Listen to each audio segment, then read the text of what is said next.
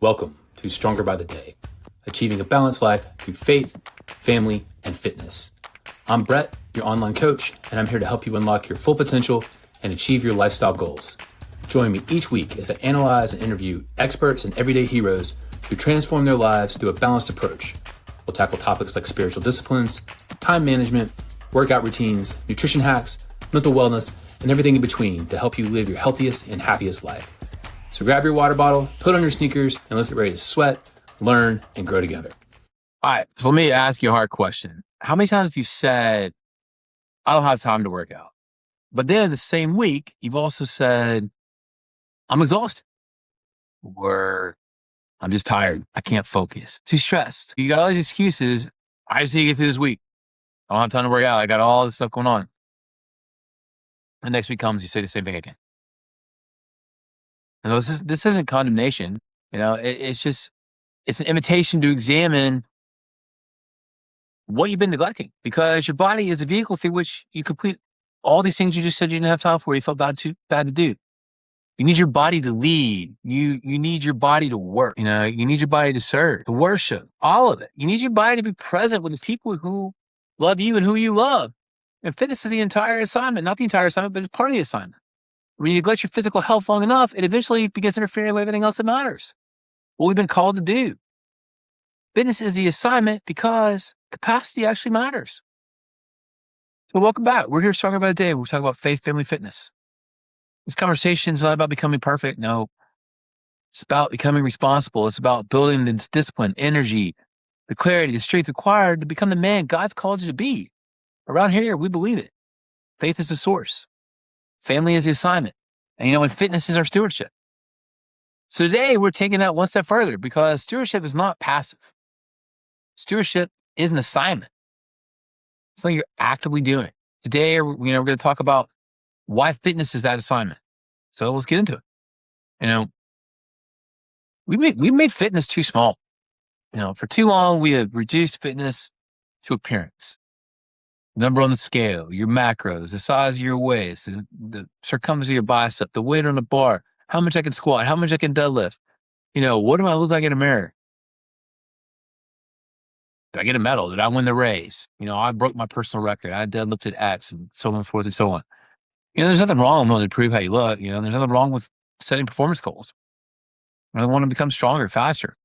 Those things cannot be the foundation, because eventually appearance will not be enough to make you get out of bed. The mirror will not carry you through a difficult season. The number on the scale will not help you remain disciplined when life becomes chaotic.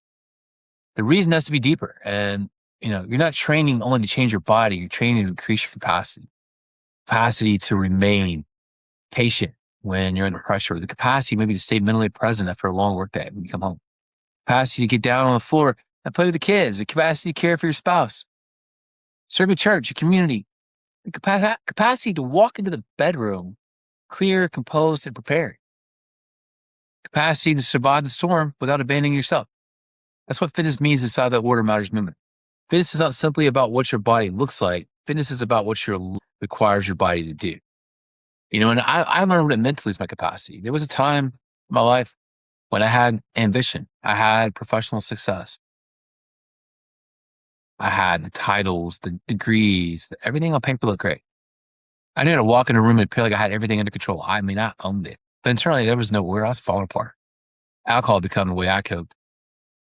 And I was moving in a direction that my body, mind, and spirit could not continue to sustain. And eventually, I found myself in a hospital bed, handcuffed, unable to move my legs. Wanted to die, I couldn't. In that moment, the body I taken for granted could no longer carry what I was carrying, because everything I thought made me powerful had been stripped away. The titles didn't matter. The achievements didn't matter. Image who cared? What image? I'm laying in a bed, handcuffed, right? I needed help just to move. I couldn't walk. You got out of bed to pee. And the experience changed how I understood fitness. God did not give me another opportunity at life so I could suddenly look back, look better in a shirt. He gave me the opportunity to live differently, to serve differently, to become disciplined, become present, to fulfill an assignment that I believe He's called me to do. Become available. Become capable of carrying what He is getting ready for me. Fitness didn't save me, God did. But fitness became part of my response to being given another chance.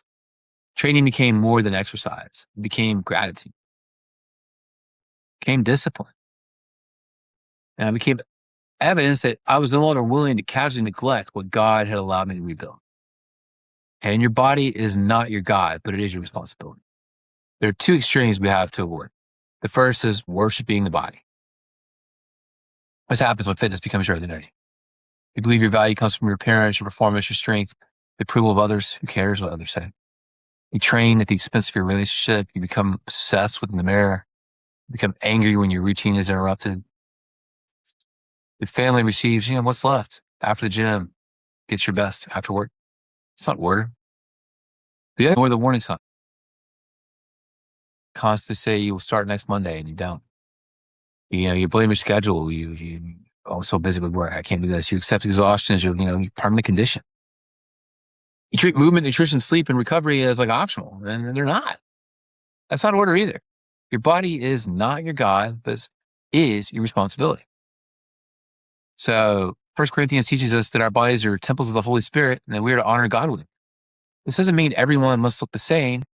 It does mean everyone needs the same training plan, or, does not mean that either.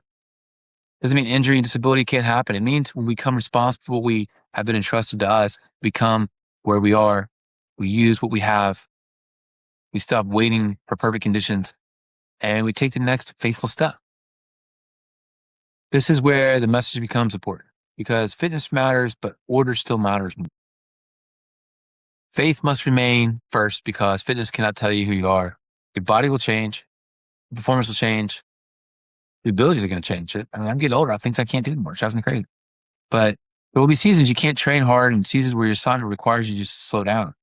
Your identity, built entirely around performance disruption will lead to personal collapse. Faith establishes your identity before your performance. Then comes family. Your fitness routine should help you become more patient, more present, more energetic, and more dependable with your family. It should not consistently make you absent. It shouldn't turn you into the man who complete a difficult workout to come home and not have difficult conversations. Fitness is not supposed to be there to compete with your family. Fitness is supposed to prepare you to serve them. And that's the difference between vanity and stewardship. Vanity asks, how do I look? Stewardship asks, how well am I prepared to serve? What can I do for you? Vanity seeks applause. Stewardship builds capacity. Vanity needs to be noticed. Stewardship is, willing to do the work when nobody's watching. So 3 ways to approach the assignment. 1, trade for service, not applause. Your deeper reason must be stronger than your temporary feelings. Don't simply say, I want to lose weight. Great. Ask why. Why do I want to lose that weight? What has been inhibiting of the weight I'm carrying? Maybe you want energy to be present with your children, or maybe you want to reduce the ways your health is limiting your life. You become a better example for your family, or you want to enter the next decade of your life with strength rather than, regret. Name your goal. Discipline, needs someone or something to serve. Here's a sentence I want you to complete. I'm training because I need strength and energy to blank. Don't put a number and a scale, but, put your assignment there. What is it you're training for? What is it you're going to do? And 2, choose consistency over intensity. A lot of men approach fitness the same way they approach a crisis. They ignore it until the situation becomes painful, then they overreact. They create like this extreme routine that's not sustainable. They eliminate everything else, everything from their diet all at once. They train every day, 3 hours a day, cardio nonstop. They try to undo years of neglect in 2 weeks, and it just don't work like that. Then life happens, and all that crashing, all that I'm going nonstop, all out, it just halts and stops. Your fitness routine has got to be sustainable and repeatable because extremes collapses every time. And you can't maintain perfection. Sometimes, just be trying to do nothing. That's not discipline. It's emotional overcorrection. Discipline is not providing how much punishment you can survive. Discipline is building a rhythm you can keep. Realistic workout completed consistently is more valuable than a perfect program you abandon. 10% of about $100 is, better than 0% of $1 million. Make it consistent bedtime. Don't keep chasing the hour productivity. You need to win the entire year today. You need to complete today's assignment. Wake up and complete the next one. That's how you become stronger by the day. And number 3, train for the life you're called to lead. Your training should reflect the demands of your actual life.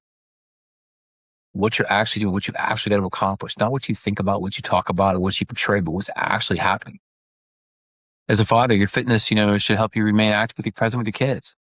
With an organization, your fitness should help you, handle pressure. If you're caring for aging parents, your fitness should help you remain physically capable of serving them. If you're rebuilding after addiction, loss, divorce, what have you, it should be there when life feels uncertain. Training's not going to solve every problem, but it can't provide a place where you practice keeping your word. You said you show up, you showed up. You said you would finish, and you finished. And once you do that, nobody can take it from you. Amazing. So, set some goals, show up, live your word, honor, finish. Every workout's not going to feel transformational. Some days are going to be better than others. Some days are going to be terrible. So here's the FIT assignment, FIT. I want to leave you with a simple framework for this week to, really push that fitness as your stewardship. Find the deeper reason. Why am I working out? One sentence explaining why your physical health matters beyond appearance. Who needs you healthy? Why do they need you healthy? What calling requires your capacity? Where are you currently unable to do well because you're constantly depleted? Be honest, a lot. It's for you. Why would you lie to yourself? If you lie to yourself, you're not going to be better. Install it in your calendar. You hear me say this all the time. If it's not in your calendar, it ain't going to happen. Your calendar is a reflection of what you prioritize. It's not going to suddenly become empty. You're just going to plug it in with fitness. Fill it in there.